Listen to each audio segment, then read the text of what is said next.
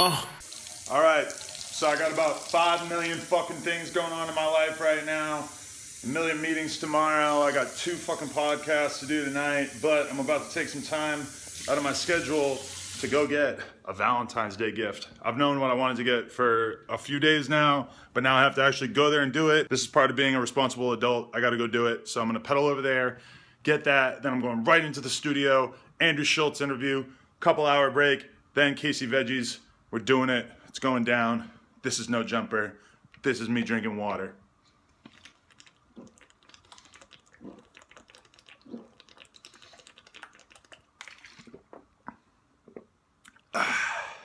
Think you real? Well, my posse is crazier. Your mom's mobbing and raping her. Saudi Arabia.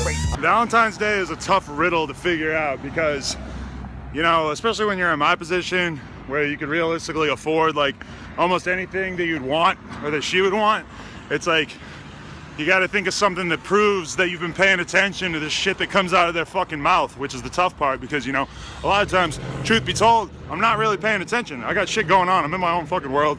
That's why you have to dig deep within your brain and find something that will make you seem at least a little bit sweet or understanding. So it's really what it's all about. You got to just find something that they said and try to remember it. Okay, back home, mission accomplished. See this?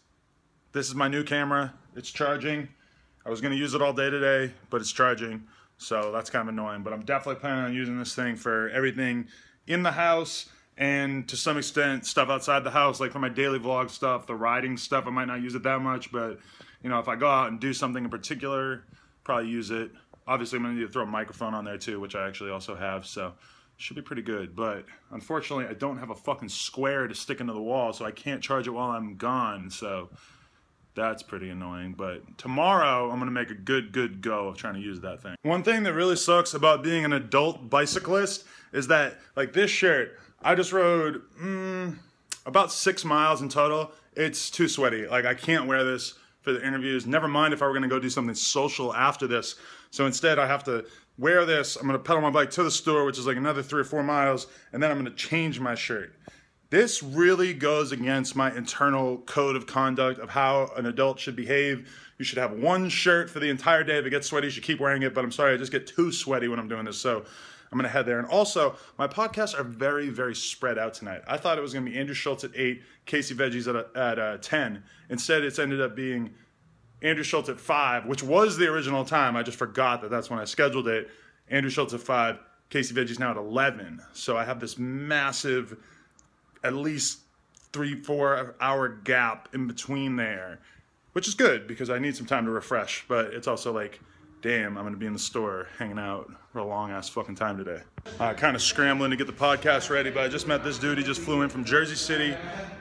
Word. I actually backpacked from Jersey City over here. I traveled hitchhiking, free rides, everything. I made it happen. What laid you out here to the West Coast? To be honest, man, like, not sound so cheesy, but I definitely want to meet you guys, especially you. I want to meet Alfredo, John Hicks. John Hicks I definitely respect when it comes to his filming.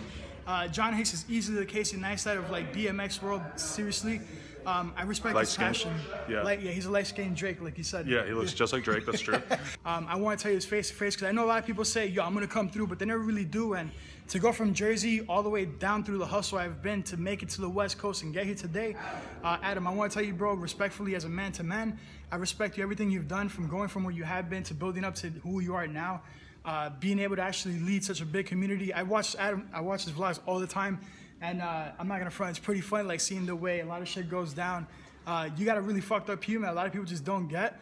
But the one thing that made me laugh was when homeboy with the Pokemon cards was like, oh, can I see Adam? And you're like, yo, if you ever fucking show up in my car, I'll smack the shit out of you. He didn't have Pokemon cards. He had like a binder full of like his work or something. And I just want to clarify, a lot of people got really mad at me about that. The only reason why I said that I would smack somebody is just because it was a dude waiting outside of the apartment and then he approached my bitch, which is like, that's a line you don't cross. Like, I would rather somebody approach me, but also just don't come to my house. I have a store, you can come there if you want. That's the only thing I would say. I didn't approve of that kid acting sneaky. I would like to take this moment to apologize for that. I'm not gonna front though. There's no reason to apologize for that because one, he should have never been there waiting for you. Two, you guys gotta understand the fact that YouTube is a world for us to entertain you. it's not there for you to be at our house and be in our own privacy. At the end of the day, just because we're on YouTube, we're entertainers, but we're not there to fucking be in every piece of your life and for you to show up whenever the fuck you want. So I understand, I respect what you did. Like, yo, if you ever come to my crib, I'll smack the fuck out of you too. Like, one, that's disrespectful. Two, if you ever show up in my crib, yo, at least like let me know. And you know, I want to be able to know who the fuck you are showing up at my house. So that's just facts. Like, that's the way I portray it. So I don't blame you for saying the way you were. Thank you. Appreciate it. Hey, it was dope meeting you though, man. Yeah, man. Now I'm gonna go in his vlog. So watch his vlog. I'll put a link to it in the description. Appreciate it. What's the YouTube name? It's Armando Mavrek. Armando Mavrek. Mavrek. I couldn't really afford a lot of letters, so I had to cut it down. Rope Gang, head on over there, leave a comment. Do it. Just finished the fucking Andrew Schulz podcast, and now he's trying out the kendama. Worlds collide. It's so fucking hard, man. What the fuck did he do? He did it so easily. They want to build. Hold on, is that? Oh, that's not that hard. Hold on. You're actually getting it a lot faster than like the average person, but that's also kind of not how you do it because he's swinging it out and bringing it in. Can you do one? You want to just lift it straight up and then get under it. Okay. Can you even get it in the bucket? In the hole? Spike it? Sometimes. This motherfucker got it in the hole every single time. Plays kendama once. Has to. Oh, the gold one. Dude, you guys keep Flex. it. I don't give a fuck. All right, so that was a fucking awesome 2-hour podcast. I attempted to kind of get him to give more of his backstory and everything. Didn't really work. Instead, we like talked about a lot of politics, a lot of stuff about girls, all kinds of good stuff. So definitely check out that interview. I am actually going to pedal my ass home right now and go and just take a shower, send this file that's on this phone to my computer because I'm a little hard out for space right now. And then I'm going to come back, do the interview. Let's go. Now I'm home, showered. You might have noticed that I did not actually change that white shirt that I said I was going to change, but now I'm back. The Casey Veggies interview did not happen for a few reasons. Number one, House Phone was supposed to co-host, and he has a lot of knowledge about Casey because he was kind of like around in that era a few years back when Casey first came out. House Phone stopped responding to me, so always nice to have a reliable co-host like him. And then the other problem that I had that was quite serious was that the AirDrop on my phone, normally when I do like a 2-hour podcast, hour and a half long podcast, it might take half hour, 40 minutes to AirDrop from my phone to my computer, which is the only way that I've been able to find to get the file off my phone onto my computer because it's so big that if you try to import it in Final Cut, it doesn't work. If you try to just plug the fucking iPhone cable in, also doesn't work. Can't get either of those options to work, so I have to AirDrop it.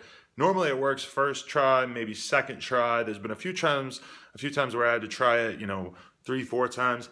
This time it took me almost 3 hours of trying over and over and over for it to finally work. But in that time period, I did a couple things. Number one, I played kendama for like a fucking hour straight, and I feel like I'm definitely getting a lot better. I think I'm a slow learner because I've seen other people get better a lot faster than me, but I still can't spike it. And I know that that's like the main rule of if you're going to do a combo in a kendama is that you're supposed to spike it to finish it because that's kind of like how it sits when it's like on the shelf. Well, I can't do that yet. I can do it a little bit, but not with any kind of consistency. I can do a bunch of the other like positions, like all the other holes, pause, but can't spike it yet. So still working on that. And while I was doing that, I was listening to the fucking Gary Vaynerchuk interview on Joe Rogan. Pretty interesting. I never really know what to think of the guy because he is a little, I don't want to say corny, but he's sort of, you always feel weird about these self-help gurus. But he talks about that stigma associated with that label in that interview. So I thought that was pretty cool. And then I forget her name, but I'm going to listen to the interview that Joe Rogan did with the girl from King of Queens who was a Scientologist, which is very interesting to me. There's this book called Going Clear that you should definitely read. And I saw a short clip on the Joe Rogan YouTube channel of her talking about why like Tom Cruise won't leave Scientology. It's like a cult, for those who don't know about it. It's super fucked up, but talking about why he wouldn't leave it. It was really interesting, so I'm going to watch the rest of that. And then, I don't know, I'm kind of slacking on the book club. I promise, though, the President's Club, I am going to focus on that. I'm not 100% sure who my co-hosts are going to be on that one. Roseman and Jack Wagner both said that they would read it. Not really sure if they were serious at all. And then Andrew Schulz also said that he would read it. Also not really sure if he was serious or not. But I guess I should figure that out. I guess that's part of having a book club is you have to figure out like the other people in the book club who are going to do the televised review of the book with you. Anyway, podcast over and out. Tomorrow's Valentine's Day. Hopefully I don't fuck this up somehow.